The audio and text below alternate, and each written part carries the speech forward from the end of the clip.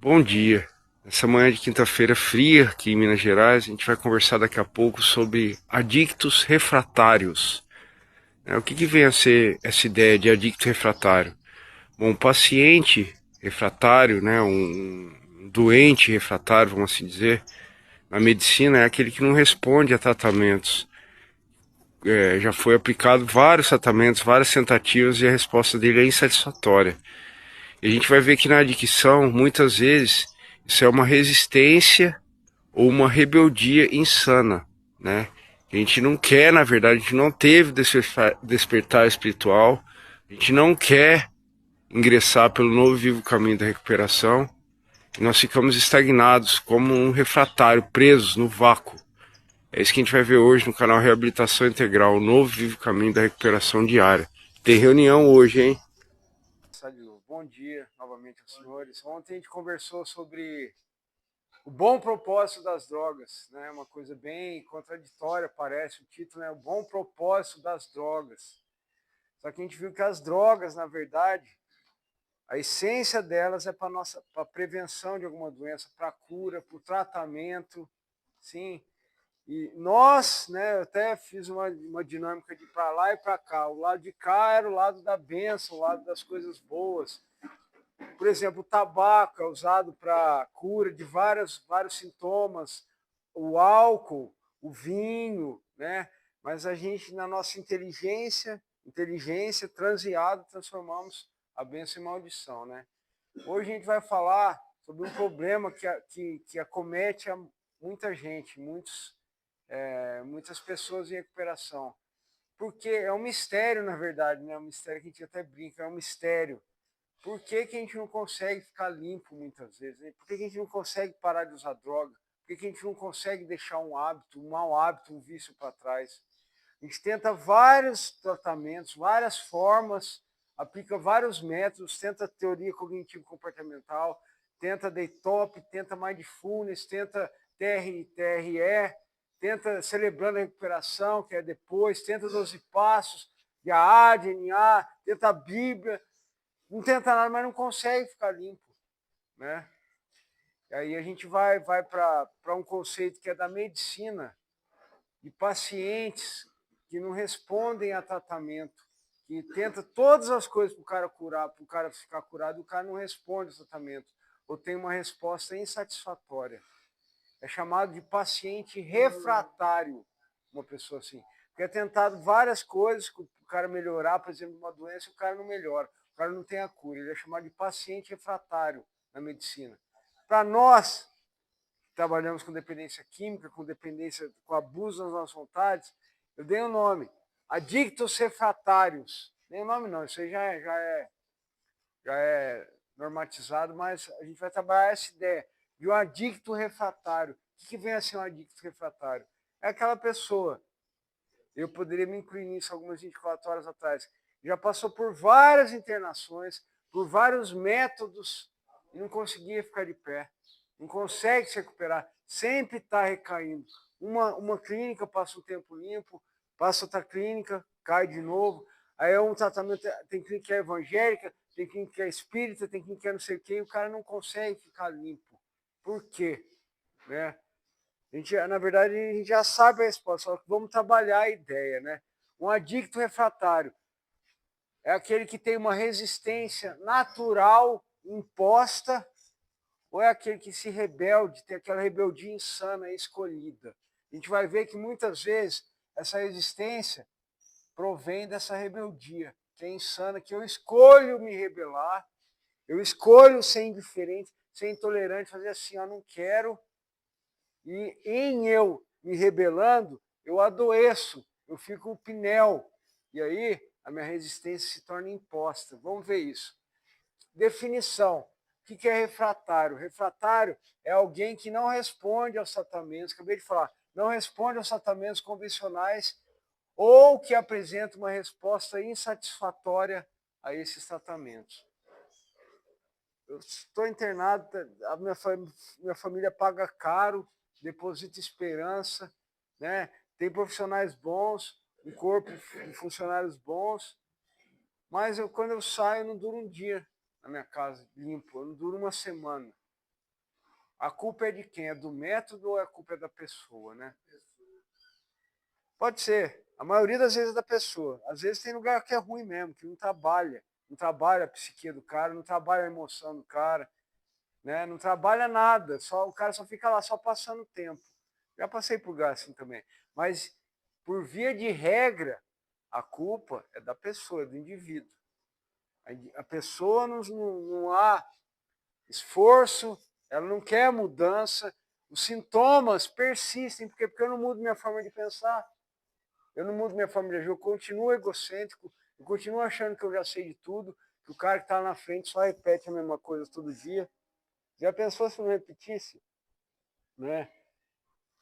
O problema tá na circunstância, o problema e eu não é que eu esqueço, eu nem penso que o problema está dentro de mim.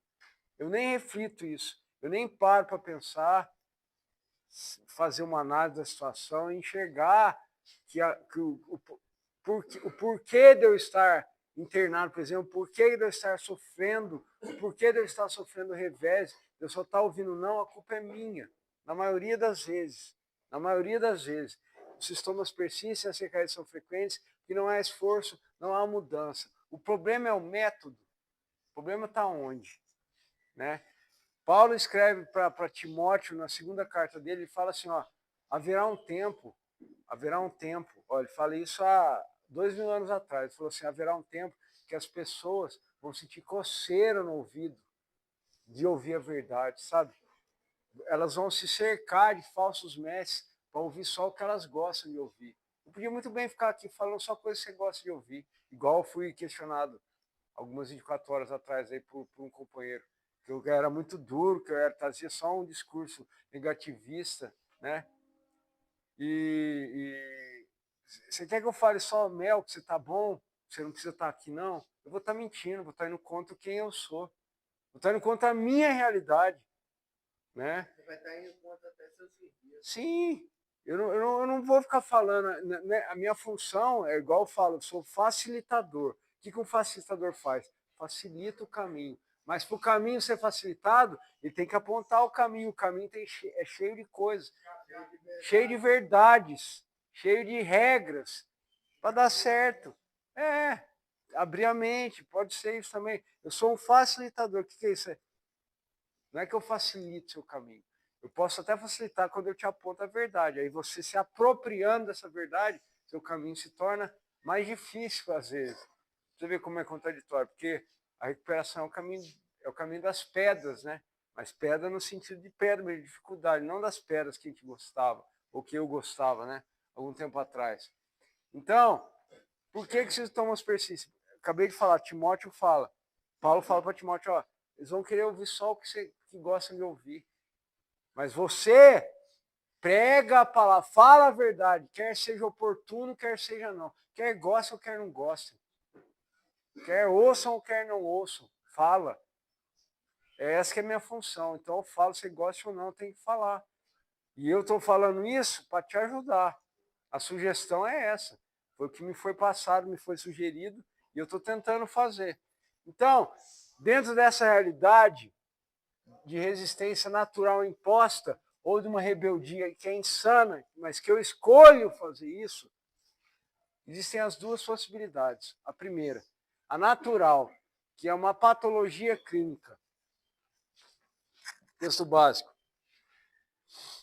Certas coisas foram acontecendo à medida em que continuamos usando a nossa droga de escolha, ou continuamos cometendo o nosso pecado de estimação que a gente gosta, ou continuamos abusando das nossas vontades.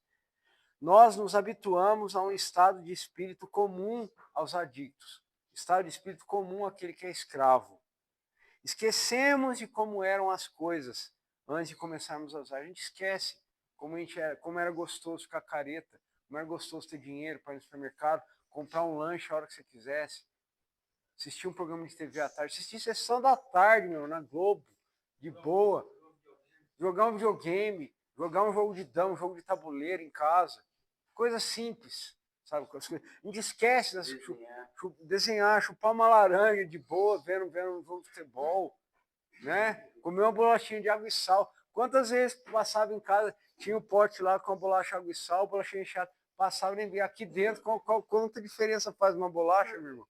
Fala sério. Uma bolacha, fala aí, Miguelzinho. Em casa, às vezes, tinha 30. Sempre tinha, e a gente até murchava. Por que acontece isso? Então, a gente vai ver agora. Espiritual, não é não? Sim, sim, espiritual. Esquecemos como eram as coisas antes de começarmos a usar. Esquecemos dos comportamentos sociais. Lembra que eu sempre estava com a ideia do Smeagol? Né? Gollum, Gollum, Gollum. Quem assistiu vai saber do que eu estou falando. É. No Hobbit, né, o filme que saiu depois, conta a história dele. Ele era um cara de boa, normal na história. E depois, por causa da concupiscência dele, por causa do abuso das vontades dele, por causa do pecado dele, da doença dele, ele se tornou naquele monstro irracional, que só queria satisfazer a própria vontade. E a vontade dele era igual a minha quando eu fumava pedra. Era mais uma, só queria aquilo. Caía no chão, ficava igual um escravo, olhando para o chão, procurando coisas. O maior cuidado para pôr, mas paranoia, escravo. Era isso. E achava normal. Aí a nossa mente se transforma tanto, a gente adoece tanto. É nesse ponto que aí vira doença mesmo. É nesse ponto que você vira um cara doente, você só faz aquilo. Você faz um trabalho e converte aquilo em droga. Agora, esse dinheiro meu que dá para pegar não sei quantos pinos, dá para comprar tanta cerveja, pode falar. Como é que minha mãe não quer que eu pare de fumar? Ela me levava na macumbeira, pagava a macumbeira, ela acendia um charuto desse tamanho, um tanto de fumaça, e eu respirava aquilo. Como é que ela quer que eu pare de fumar cigarro? Então, a macumbeira já são às vezes a gente não pode nem apontar o erro, né? Porque às vezes a pessoa não sabe. A intenção, né?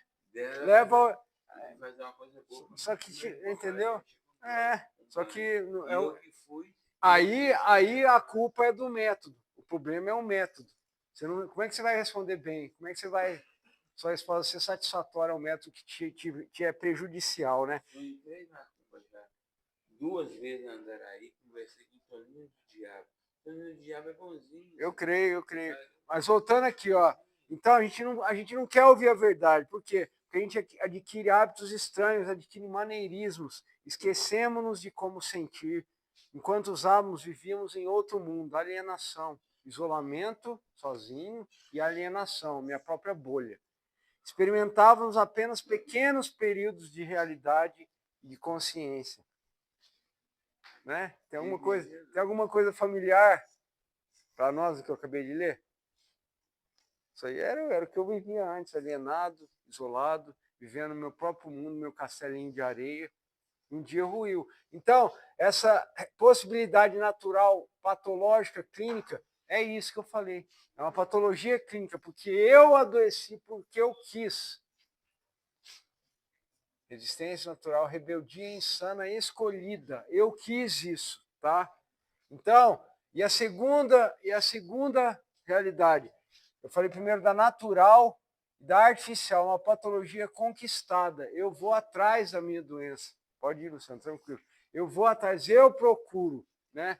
São situações clínicas de difícil abordagem. Como é que eu sei que a pessoa está querendo recuperação ou não? Comportamento. Mas muitas vezes, Danilo, você ter falado isso, a pessoa ela se auto-engana e manipula os outros. Quantas pessoas eu conheço que é um cordeirinho aqui, mas acontece alguma coisa lá dentro, a reação da família, a pessoa se transforma, a pessoa mostra quem ela é. Com uma negativa, ela mostra quem ela é. Com uma negativa, com um não, ela mostra quem ela é. Máscara. Máscara.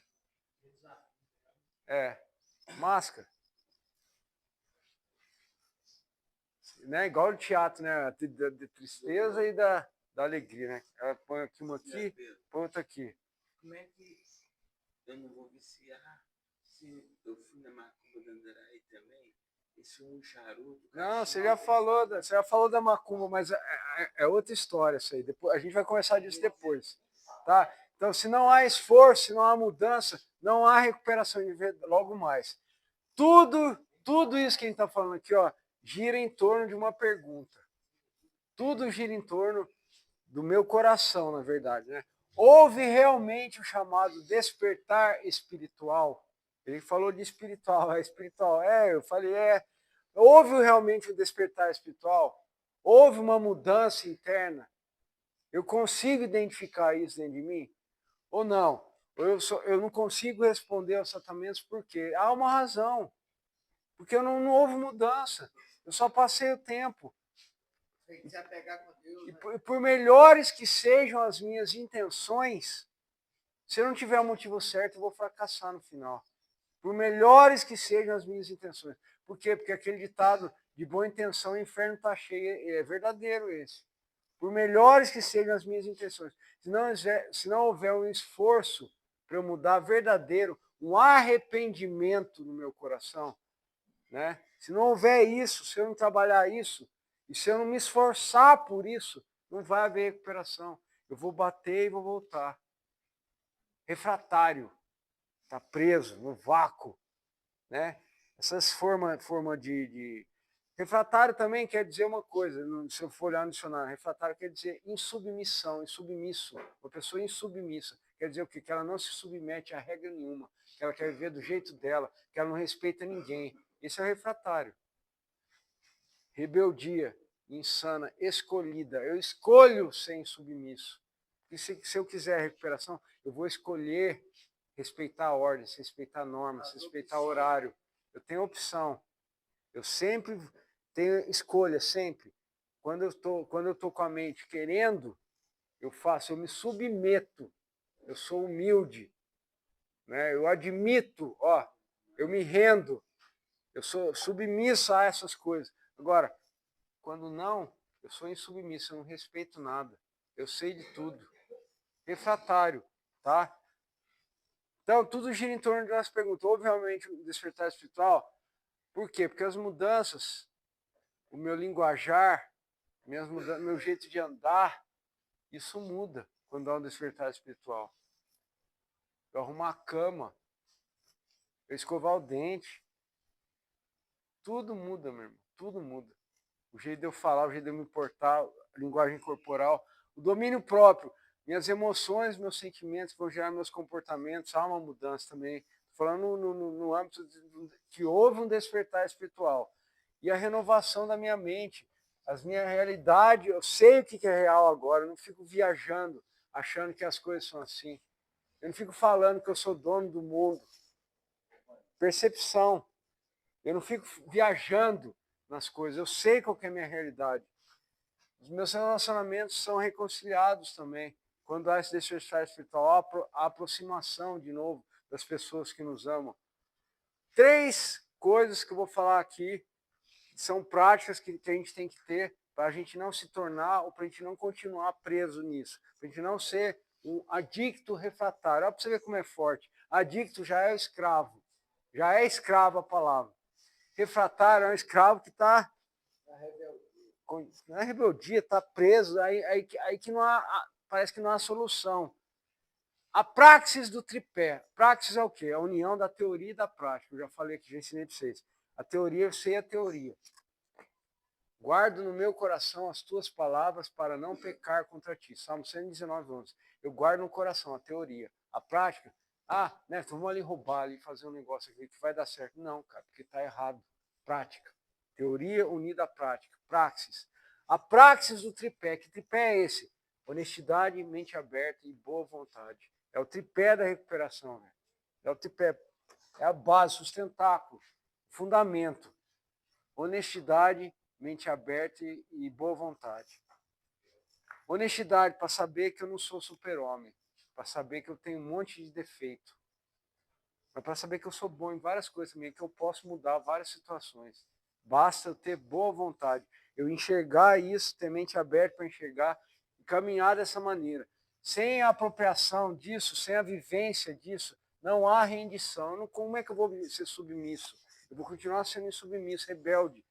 Não há autoaceitação, eu não aceito as minhas fraquezas. Se eu não aceito, velho, não há recuperação. Sem isso aqui, velho, sem autoaceitação, não há recuperação nunca, velho. Nunca. Porque como é que você vai recuperar se você não aceita que você tem um monte de coisa que você precisa tirar? Um monte de defeitos de caráter, passo 6 que você tem que tirar. Mas como é que você vai saber que você tem defeito de caráter se você nem admitiu que você é um doente? Passo 1, tá vendo? Como é que eu estou no 6 se eu não fiz nenhum? Se eu não passei pelo 2, você sabe? Então, não há recuperação se eu não começar com isso aqui, porque isso aqui é o primeiro passo, velho. Autoaceitação, rendição, apropriação, honestidade, isso aqui é o primeiro passo, velho.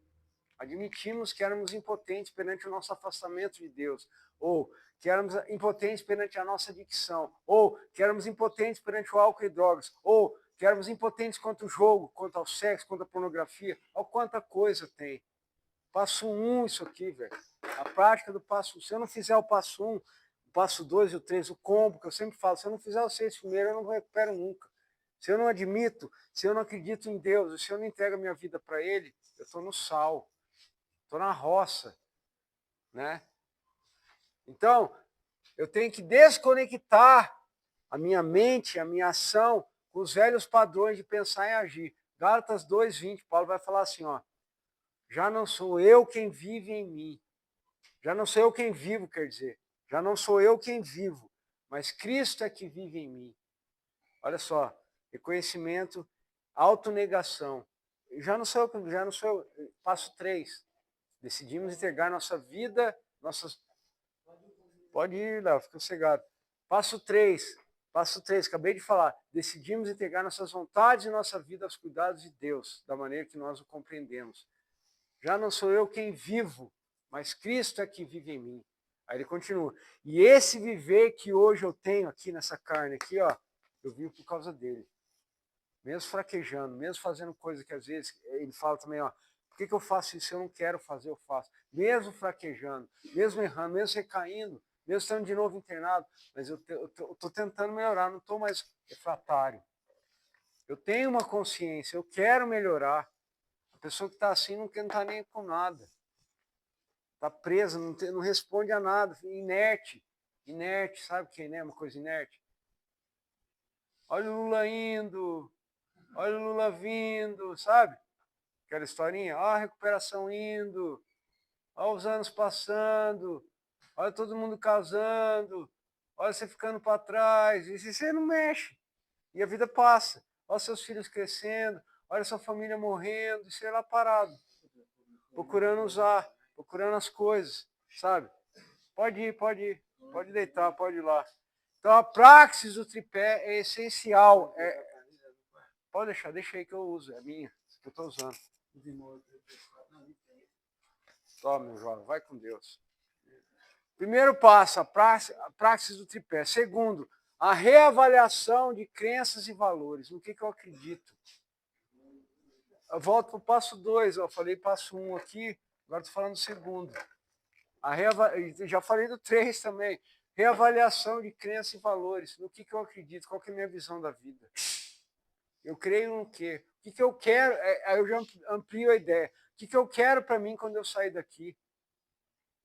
Né? Tudo, você vê, como não pode desassociar uma coisa da outra. A recuperação é integral. De novo eu falo, como é que eu vou ir bem na minha vida profissional, mas se eu chego em casa é uma droga, é uma guerra.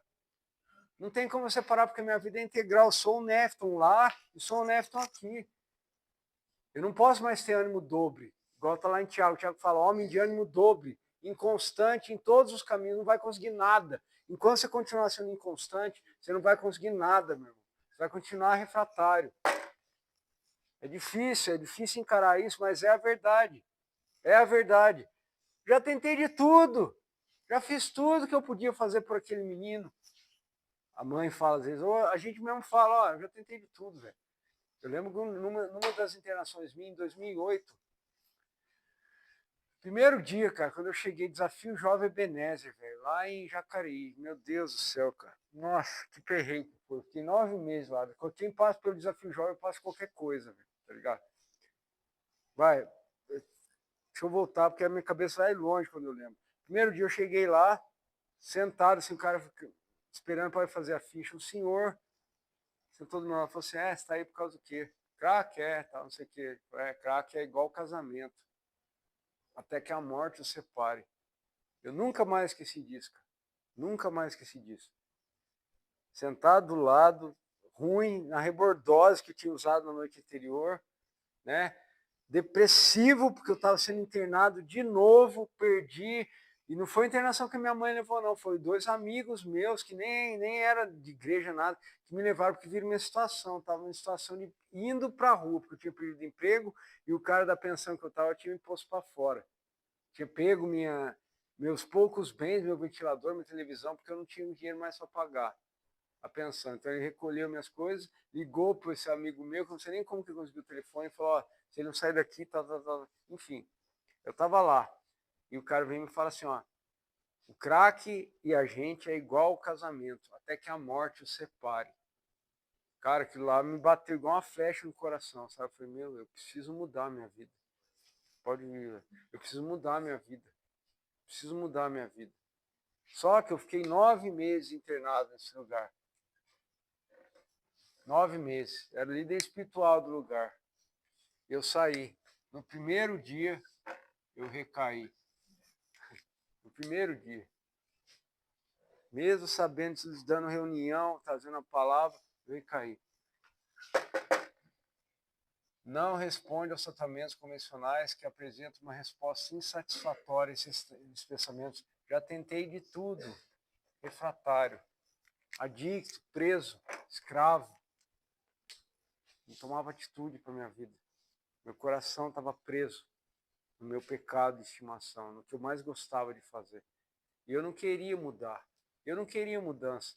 Eu não queria aquela metanoia que eu falo sempre. Eu até faço aqui a expressão corporal. Eu não queria mudar de lado. Aliás, eu poderia até querer, mas eu não queria abandonar. Eu sabia da verdade, eu sempre soube. Mas eu não queria abandonar nem a verdade, nem meus pecados.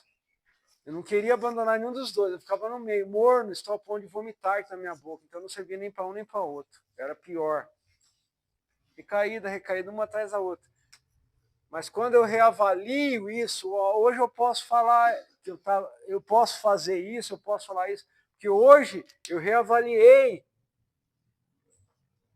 o meu caráter, reavaliei a minha crença, meus valores, então a minha consciência aumentou. Eu tenho um propósito de vida hoje. Meu propósito de vida é maior do que a minha satisfação, do que aquele meu prazer tacanha, aquele prazer medíocre, aquele prazer egoísta. Então hoje, o meu propósito de vida, eu quero reconquistar a minha mulher, eu quero voltar a ter uma comunhão legal com a minha mãe, com a minha irmã, com os meus tios, com os meus primos, que eu não vi crescer. Pode ir, vai de boa. Que eu não vi crescer. Que eu peguei quando era pequeno, cuidava, brincava, só que hoje estão tudo casados, já tudo em outro lugar. Eu não vi. Eu quero isso. Então, meu propósito de vida é maior do que do meu egocentrismo, do que as minhas vontades egoístas.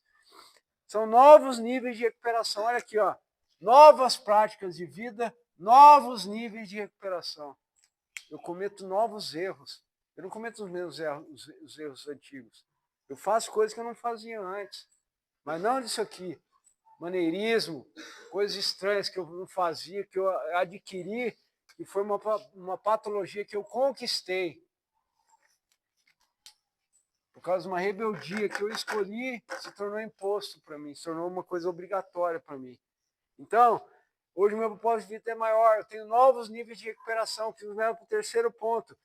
Eu falei da praxis do tripé, eu tenho que praticar boa vontade, honestidade e mente aberta, eu tenho que reavaliar meu sistema de crenças, meus valores, quem eu sou, uma autoavaliação sincera, e eu tenho que buscar autenticidade, eu tenho que deixar a mentira. Efésios 4:25 vai falar assim, ó, por isso, deixando a mentira, fale cada um a verdade para o seu próximo. Deixa a mentira, meu irmão. Deixa a mentira de lado. Eu era um mentiroso nato, meu irmão. Eu aprendi a mentir, eu mentia com prazer. Qualquer coisa, você mente. Você não precisa, mas você inventa história. Você inventa história, você mente. Chega de mentiras, né? Até esqueci de pôr aqui um ponto de exclamação aqui, ó. Chega de mentiras, pô, chega. Chega dessa vida. Há uma verdade que liberta. Conhecereis a verdade e a verdade vos libertará. mas ela vai te libertar se você praticar a palavra, se você praticar o princípio, se você praticar o programa, aí sim ela vai te...